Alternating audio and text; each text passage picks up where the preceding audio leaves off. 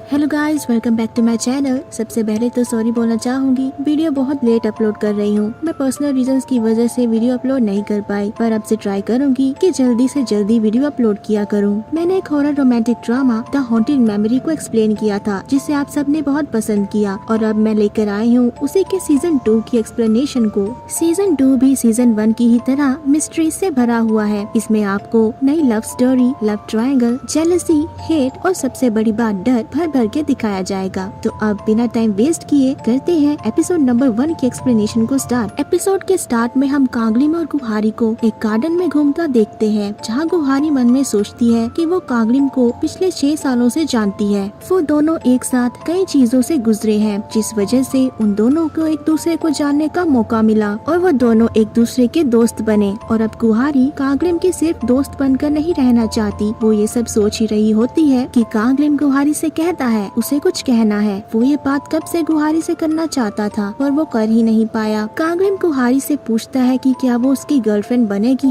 ये सुनकर गुहारी हैरान हो जाती है, पर असल में हम सबको पता है कि वो भी क्या चाहती थी। अब कांगलिम गुहारी को किस कर देता है, पर अफसोस ये गुहारी का एक सपना होता है जो वो बस में सोते हुए देख रही होती है। गुहारी को सपना देखते हुए अजीब तरह से हंसता हुआ देख कांगलिम उसे उठाता है और गुहारी से पूछता है कि वो क्या सपना देख रही थी। गुहारी एम्बैरेस होते हुए कांगलिम से कहती है कि वो बारबेक्यू पार्टी का सपना देख रही थी। अब हमें इन दोनों की बातों से पता चलता है कि ये दोनों विंटर वेकेशन स्पेंड करने एक हिल स्टेशन जा रहे हैं, और इन चारों दोस्तों के रुकने का इंतजाम हिनवू ने अपने अंकल के गेस्ट हाउस में किया है। उस गेस्ट हाउस का नाम होता है मूनलाइट हाउस। ये गेस्ट हाउस एक छोटे से गाँव में बना होता है, जिसके चारों ओर सिर्फ जंगल ही जंगल है। अब हम इसी गेस्ट हाउस के पास वाले जंगल में एक कपल को देखते हैं, जो उस जगह से बाहर निकलने की कोशिश कर रहे थे, पर जितनी भी बार वो वहाँ से निकलने की कोशिश करते हैं, वो घूम फिर कर एक ही जगह पर पहुँच जाते हैं। काफी ज्यादा चलने के कारण वो लेडी थक जाती है और वो अपने हस्बैंड से कहती है कि कहीं वो दोनों इस जंगल में बर्फ में जमकर मर न जाएं। उसका हस्बैंड अपनी वाइफ को दिलासा देते हुए कहता है कि वो ऐसी बातें ना सोचे, और वो प्रॉमिस करता है कि वो उन दोनों को इस जगह से बाहर निकाल लेगा। वो अपनी वाइफ से प्रॉमिस करता है कि वो उसे अकेला छोड़कर कहीं नहीं जाएगा। अब ये कपल एक दूसरे को हक करते हैं, तभी हमें उनके पीछे पड़े हुए पत्थर पर किसी की आंखें खुलती हुई दिखाई जाती हैं। अब सीन शिफ्ट होता है गेस्ट हाउस की तरफ, जहां हिनवू और गाउन गुहारी और कांगलिम के आने का वेट कर रहे होते हैं, और थोड़ी देर बाद वहां कांगलिम और गुहारी पहुंच जाते हैं। गुहारी उन दोनों से मिलकर बहुत खुश होती है, और साथ ही वो अपने देखे हुए सपने की वजह से कुछ ज्यादा ही खुश होती है। उसकी ये खुशी देखकर हिनवू उसे टीज करते हुए कहता है कि जब सब लोग बस में सो रहे थे, तब कहीं वो और कांगलिम रोमांस तो नहीं कर रहे थे।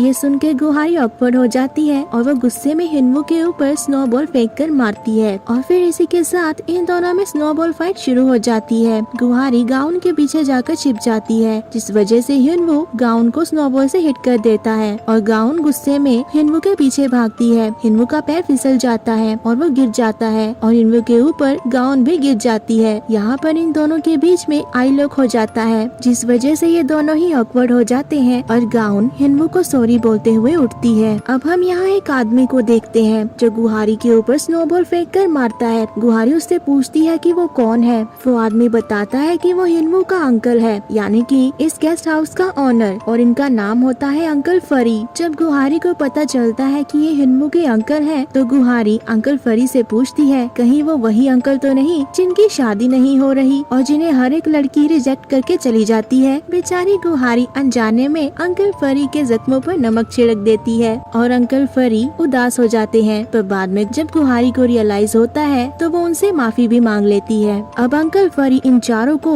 गेस्ट हाउस के अंदर ले जाते हैं और इन सबको उनके रूम्स दिखा रहे होते हैं। तभी गाउन की नजर वहाँ रखे टैरो कार्ड्स पर जाती है, जिसे देखकर वो एक्साइटेड हो जाती है। हिनवू अंकल फरी से पूछता है कि क्या उन्हें टैरो कार्ड रीड करना आता है। अंकल फरी कहते हैं कि क्या वो लोग ट्राई करना चाहेंगे। अब हम गाउन, गुहारी और हिनवू को अंकल फरी के साथ बैठा देखते हैं, और कांगलिम विंडो के पास बैठा होता है। अंकल फरी अब टैरो कार्ड रीडिंग शुरू करते हैं। वो हिनवू को 3 कार्ड सिलेक्ट करने को कहते हैं। हिनवू 3 कार्ड सिलेक्ट करता है और अंकल फरी से पूछता है कि उसके सपनों की राजकुमारी उसे कब मिलेगी। अंकल फरी हिनवू के कार्ड्स देखते हैं और हिनवू को बताते हैं कि उसमें बहुत बचपना है, जिस वजह से लड़कियां उसे अवॉइड करती हैं। ये सुन के हिनवू उदास हो जाता है। अंकल उसे कहते हैं कि उदास होने की जरूरत नहीं, जल्दी ही वो किसी को डेट करने वाला है। वो बताते हैं कि वो लड़की हिनवू के काफी क्लोज होगी। उस लड़की के लिए हिनवू के मन में पहले कभी कोई फीलिंग्स नहीं थी, पर जब हिनवू उस लड़की को डेट करेगा तो वो दोनों एक दूसरे के लिए परफेक्ट होंगे। ये सुन के गुहारी हिनवू को चिढ़ाते हुए कहती है कि ऐसी कोई लड़की एग्जिस्ट ही नहीं करती जो इस बंदर को डेट करेगी। गाउन गुहारी से कहती है कि वो हिनवू को चिढ़ाना बंद करे और वो हिनवू से कहती है कि उसे जल्दी ही कोई अच्छी लड़की मिलेगी। गाउन को अपनी साइड लेता देख हिनवू थोड़ी देर पहले वाले इंसिडेंट को याद करता है। अब गुहारी अंकल फरी से अपना क्वेश्चन पूछती है। जैसे ही गुहारी अपने 3 कार्ड सिलेक्ट करती है तभी हमें गेस्ट हाउस के बाहर किसी इविल आइडेंटिटी की प्रेजेंस को दिखाया जाता है और उसके पैरों के निशान बर्फ पर चलते हुए हम देख सकते हैं। कांगलिम जो कि विंडो के पास बैठा था उसे कुछ अजीब सा महसूस होता है। अब अंकल फरी गुहारी के कार्ड्स रीड करते हुए उसे बताते हैं कि उसके मन में किसी के लिए फीलिंग्स है। ये सुन के हिनवू कहता है कि सबको पता है वो कौन है। हिनवू बहुत ही बड़बड़ कर रहा होता है, इसलिए गाउन उसका मुंह बंद कर देती है। अंकल गुहारी को आगे बताते हैं कि जो कार्ड गुहारी ने चूज किए हैं उसे देखकर गुहारी की लव लाइफ की